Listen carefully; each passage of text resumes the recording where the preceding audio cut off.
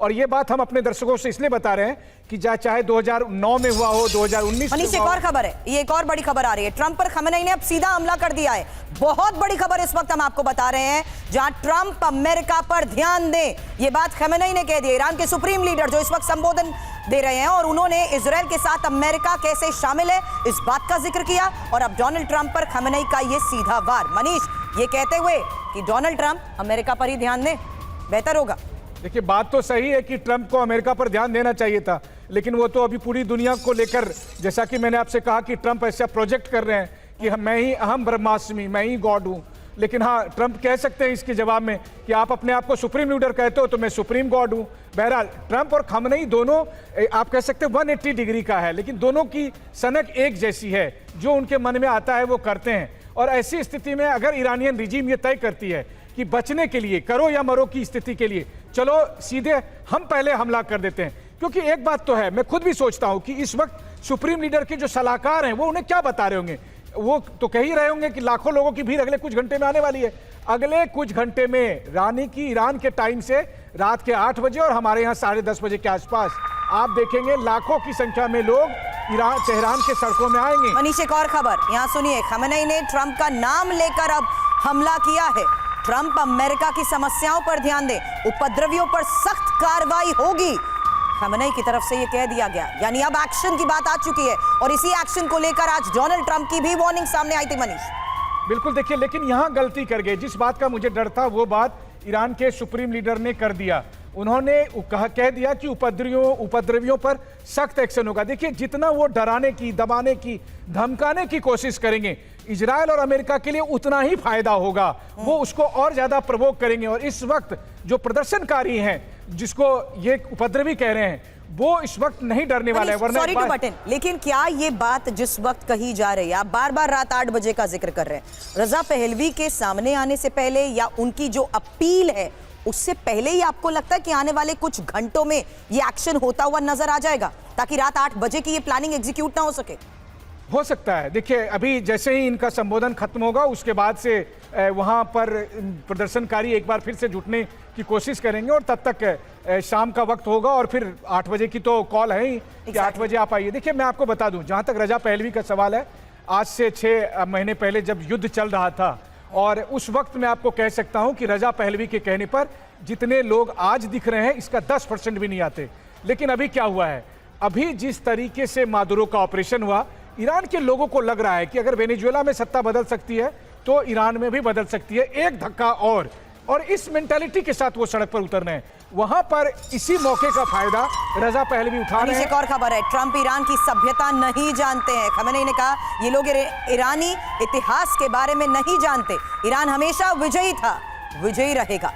यानी साफ है, चेतावनी के साथ साथ डोनाल्ड ट्रंप को यह भी बताया जा रहा है कि वो सरेंडर नहीं करने वाले हैं। ईरान किसी के सामने सरेंडर नहीं करेगा। तो खamenei का राष्ट्र के नाम ये संबोधन, जिसको लेकर इस वक्त 5 बड़ी खबरें भी आपको बता दें, क्योंकि ट्रंप को लेकर खamenei की ये सीधी चेतावनी, विद्रोहियों को लेकर खamenei ने साफ कह दिया एक्शन होकर रहेगा, और साथ ही डोनाल्ड ट्रंप को यह कह दिया कि वो अमेरिका पर ध्यान दें। मनीष, देखिए, इसमें कोई दो राय नहीं है कि ईरान का अपना एक इतिहास रहा है, और वो हजारों साल का इतिहास है, और उसके तुलना में देखें तो मनीष, ये सेम टोन टोनालिटी नहीं चल रही जो डोनाल्ड ट्रंप ने भी कहा था। हम भी ईरान का इतिहास जानते हैं, वो क्या करते हैं लोगों के साथ, वो क्या करते हैं विद्रोहियों के साथ। यही कहते हुए तो उन्होंने चेतावनी दी थी कि अब अगर आपने विद्रोहियों पर एक्शन लिया तो हमें हस्तक्षेप करना पड़ेगा, और हम पूरी फुल स्केल तैयारी के साथ सैन्य कार्रवाई करेंगे।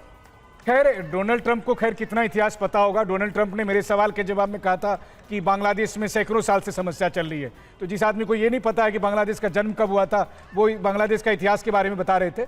वही हाल ईरान का है। मैं ये श्योर हूँ कि अगर डोनाल्ड ट्रंप को दुनिया के नक्शे पर ईरान ढूंढना पड़े तो मुश्किल हो जाएगी। लेकिन हाँ, वो जिस बात का जिक्र कहना चाहते हैं, जिसके बारे में उन्होंने ये कहा भी था कि जब मैं जवान था और जिस वक्त मैं प्रॉपर्टी डीलर का काम करता था, उस वक्त हमारे लोग जाते थे ईरान में और वहाँ बहुत कमाई करते थे। असल में इनके लिए दिक्कत यही है कि वेनेजुएला हो, ग्रीनलैंड हो, ईरान हो, इनको हर जगह कमाई दिखती है कि यहाँ तेल है, यहाँ गैस है, यहाँ रिसोर्सेस है, इसको कब्जा कर लो। लेकिन वो ये नहीं जानते कि ईरान के लोगों के लिए इशू दूसरा है। ईरान के लोगों के लिए उस वक्त दूसरा इशू था जब उन्होंने इस्लामिक क्रांति की और 79 में अमेरिका को वहां से हटना पड़ा था, ईरान के साथ कुछ देश छोड़कर भागना पड़ा था। लेकिन अभी भी इशू दूसरा है। बीते 4 दशकों में ईरानियन रिजीम से असंतुष्ट वहां लाखों की संख्या में लोग हैं, उन पर दमन किया गया, अत्याचार किया गया, उनकी आवाज़ दबाई गई। और फिर जो इकोनॉमिक इशू है वो तो है ही। अब देखिए, इकोनॉमिक इशू का जहां तक सवाल है तो उसका ज्यादातर कारण तो अमेरिका के लगाए हुए प्रतिबंध है। अमेरिका के प्रतिबंध की वजह से ईरान अपना तेल नहीं बेचता, वरना वही तेल बेच के यूएई और सऊदी कहां से कहां पहुंच गए, लेकिन ईरान बेच नहीं सकता। क्यों? तो ऐसे में आपको लगता है ईरान के पास कोई विकल्प नहीं बचा? ईरान के पास अब विकल्प सिर्फ और सिर्फ एक्शन ही है? बिल्कुल, ईरान के पास विकल्प नहीं है। और जब आप विकल्प नहीं होता है तो आप सुसाइडल गोल करते हैं, आप आत्मघाती गोल करते हैं। और वो गोल क्या हो सकता है? वो गोल ये होगा कि जब हम मर ही रहे हैं तो फिर चलो आप आखिरी बार अपनी ताकत का आजमाइश कर लो।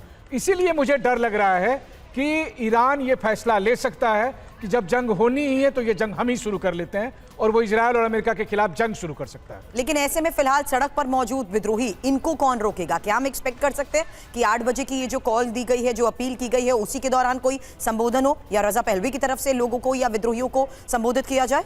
देखिए, रजा पहलवी तो अभी लगातार कुछ मिनट पर नए नए वीडियो जारी कर रहे हैं, लगातार अपील कर रहे हैं, क्योंकि उन्हें भी लग रहा है कि आज का दिन, उन्हें भी कल उम्मीद नहीं थी इतनी भीड़ आएगी, लेकिन कल जबरदस्त भीड़ आई। बस अंतर यह था कि कल की भीड़ को पता नहीं था कि क्या करना है, तो आज नेक्स्ट स्टेप उठाया गया कि आज की भीड़ को बताया गया है कि अब करना क्या है। और उन्होंने कुछ लीडर्स उसमें आइडेंटिफाई कर लिए हैं जो भीड़ को बताएंगे कि किसको कहां किस तरफ आगे बढ़ना है, किसको कब्जा करना है, कहां पर ज्यादा ताकत लगानी है। तो ये जो आज की भीड़ है, ये वो गाइडेड भीड़ है जो आपने श्रीलंका में देखी, आपने नेपाल में देखी, या आपने दुनिया के कई अलग अलग देशों में रिजीम चेंज करते हुए देखे। तो आज 8 बजे जो भीड़ की उम्मीद की जा रही है, जो कल से ज्यादा होगी, तो वैसी स्थिति में आज की रात ईरान के लिए कयामत की रात साबित हो सकती है।